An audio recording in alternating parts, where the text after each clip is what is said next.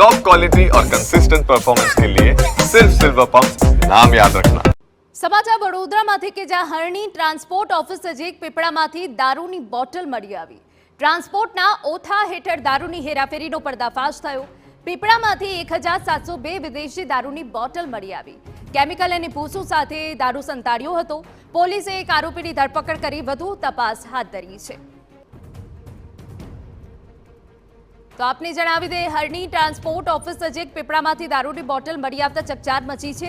ટ્રાન્સપોર્ટના ઓઠા હેઠળ દારૂની હેરાફેરીનો પર્દાફાશ થયો છે। પીપળામાંથી 1702 વિદેશી દારૂની બોટલ મળી આવી છે। કેમિકલ અને ભૂસું સાથે દારૂ સંતાડ્યો હતો।